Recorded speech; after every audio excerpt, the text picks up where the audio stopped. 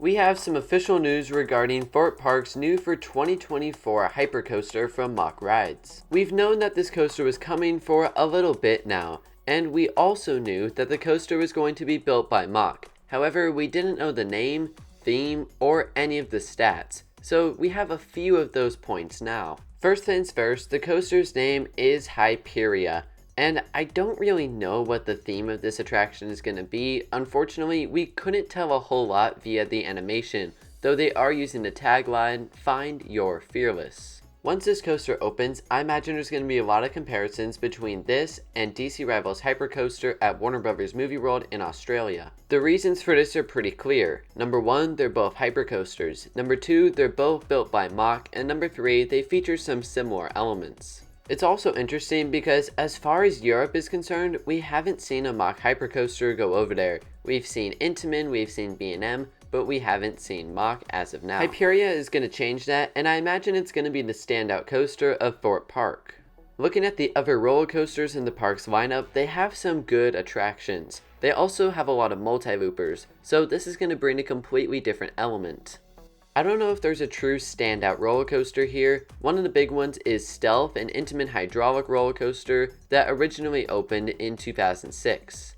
This ride is basically launch, top hat, and return to the brakes. You also have Nemesis Inferno, which is a B&M invert, a coaster that originally opened in 2003. You can't forget about Saw the Ride, which is a Gerstlauer Eurofighter coaster, and it opened in 2009. This attraction has some pretty good in-ride theming. And speaking of in-ride theming, so does the Swarm. This is a B&M wind coaster, originally opening in 2012, and this might be the park's best looper.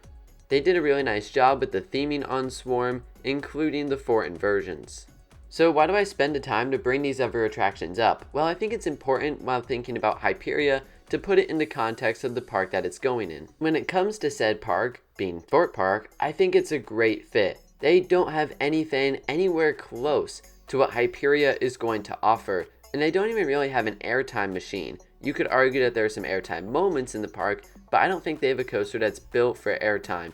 This will bring that. So let's get into some of the stats that we do know for Hyperia, even if there aren't many. We know that the coaster will stand 236 feet tall, and it will reach a speed of at least 80 miles an hour. It's going to be slightly more than that, but I would guess, given the way they phrased it, that it wouldn't be too much more than 80 miles an hour.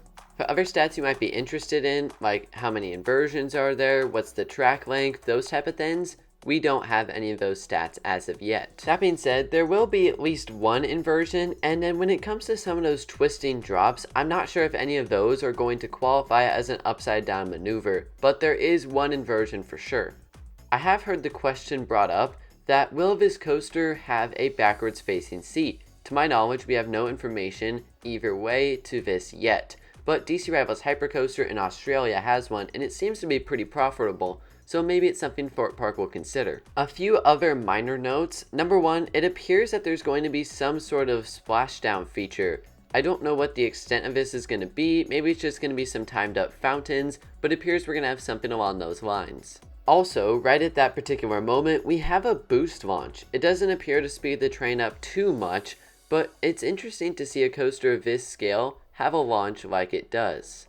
I do wonder how much you're going to feel that little boost. Is it going to be something that only coaster enthusiasts notice, or is it going to be an integral part of the ride? We'll wait and see. Of course, that type of maneuver isn't new for Mack Rides. They've done it on their extreme spinners, on their multi-launch coasters. We just haven't seen it on a hypercoaster before, so I wonder how that's going to feel.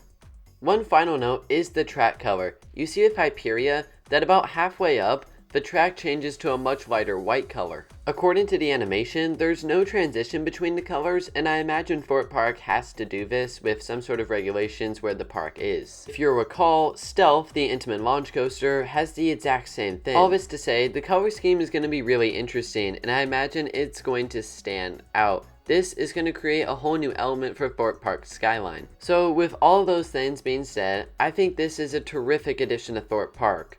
But I'll hand it over to you. Do you think it's a good addition to Thorpe Park? Let me know in the comments. And as always, I'll see you guys next time.